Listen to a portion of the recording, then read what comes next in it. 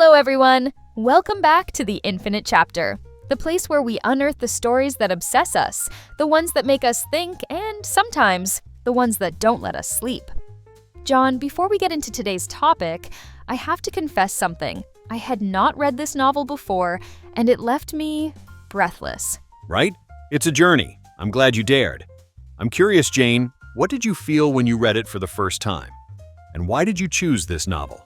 I swear at first I thought it was going to be a simpler kind of horror, but I found something much deeper. It created an unease in me that I hadn't felt in a long time. And I chose it precisely for that reason. It's a work that redefined literary and cinematic horror, one that made us wonder if there are things that not even science can explain. William Peter Blatty's The Exorcist. It gives me goosebumps just thinking about it. It's a classic of classics. So, without further ado, let's get started. Jon, before we get into Regan's story, I want you to tell me about the man behind the book. Who was William Peter Blatty?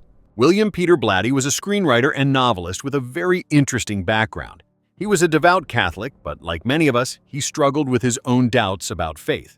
And that's key. In fact, the novel is born from that internal struggle. The idea came to him from a real-life exorcism case that occurred in 1949.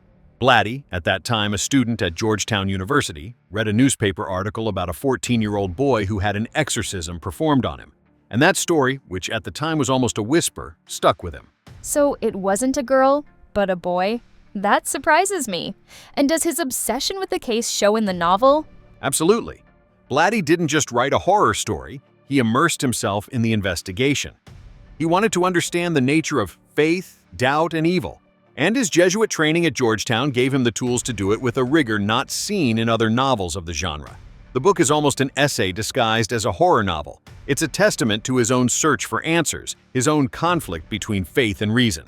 The book was published at a very particular time, the 70s, when American society was questioning everything, from war to religion. And that's where the novel found its audience. Let's get to the point, to the story. For those who haven't read the book, what does it tell us? The book introduces us to Regan MacNeil, a 12-year-old girl, the daughter of the famous actress Chris MacNeil. They live in the affluent Georgetown neighborhood of Washington, D.C. Everything is normal until Regan begins to exhibit strange behaviors. Noises in her room, sudden mood swings, and little by little, the paranormal phenomena become increasingly violent. Desperate, Chris seeks help from doctors and psychiatrists, but nothing works. The rational explanations are exhausted, leaving Chris with no other option. And that's when the church comes in, right? It's presented as the last hope. Exactly. As a last resort, Chris turns to Father Damien Carras, a Jesuit priest who is also a psychiatrist and who is going through a terrible crisis of faith. The recent death of his mother has left him full of guilt and doubt, at the limit of his vocation. Despite his skepticism, Carras immerses himself in Regan's case and little by little begins to see things that have no logical explanation. As Regan's symptoms become more horrifying and violent, Carras is forced to regain his faith to confront the situation. And what's the final battle like? Is it just an exorcism or something more? The church sends Father Marin, an experienced and elderly exorcist, to help him. The book culminates in Regan's room, where both priests face the demonic entity, Pazuzu, in a brutal and spiritual battle that goes beyond the physical. It's a psychological war where the demon mocks and exploits the weaknesses of the priests to destroy them from within. I'm fascinated by how Blatty builds the terror. It's not one jump scare after another, is it? It's something more psychological. How does he achieve that? A very good observation, Jane. The key is in the pacing. The novel takes its time to establish the terror. Throughout the first half, Blatty presents us with the medical explanations, one after another, with a level of detail that almost makes us believe that everything has a scientific solution. And only when those doors close does the door to supernatural horror open. In addition, the book uses multiple perspectives. We not only see Chris's desperation, but also Carras's doubt and the perspective of Kinderman, a detective investigating a related death. Oh, yes, Kinderman. In the movie, he's almost a secondary character, but in the book, he's much more important, isn't he? Yes, much more. Kinderman is the counterpoint. He's the cynical detective, but with a very sharp intuition. His intellect helps us see the story from another angle, to question whether we are really facing something demonic or a very well-orchestrated crime. And the dialogues. Blatty's dialogues are brilliant. The novel is a constant duel of words, an exploration of faith versus reason. The battle is not just that of the exorcism, but the one that takes place inside the minds of the characters. And the demon, Pazuzu, is not a simple monster.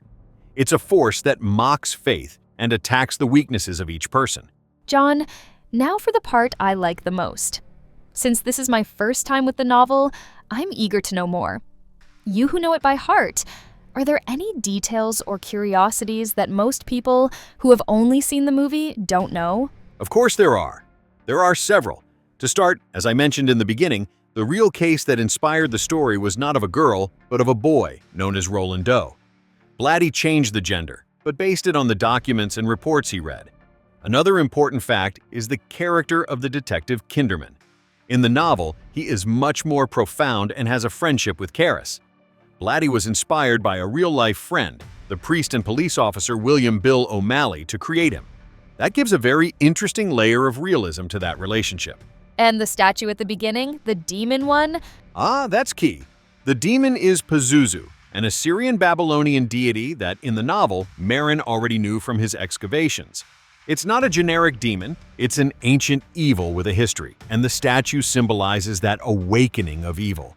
It's a detail that adds a lot of mythology to the plot. And speaking of the impact, what about the controversy? The movie is famous for causing fainting in theaters, but did the book generate the same kind of controversy? I imagine religious groups didn't receive it very well. The controversy was immense. While the book was a bestseller, the movie took the controversy to a global level. Religious groups, especially conservative ones, tried to boycott it. In many places, protests were organized in front of movie theaters, accusing it of blasphemy and glorifying evil. The debate was not only about faith, but about what was acceptable to show on screen. And did any country go so far as to ban it? Yes, the film was banned or censored in several countries, such as Malaysia or Singapore, and in the United Kingdom it was withdrawn from video distribution for years. All this despite the fact that Blatty himself, a man of faith, saw the story as an affirmation of good and evil, and therefore, of God. He always maintained that his novel was a sermon on the existence of good and faith, and not a simple horror story. But the intensity and realism of the film overshadowed that message for many. The 1973 film is a phenomenon, a turning point in horror cinema. But what about the book?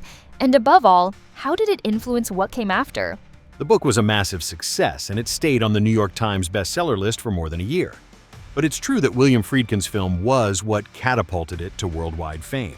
The adaptation, with a script written by Blatty himself, is incredibly faithful, but the novel has something more. It delves into the moral and religious dilemmas, into the internal monologues of the characters.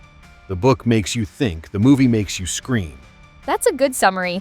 The movie gives us visual and sound horror. The book gives us existential horror.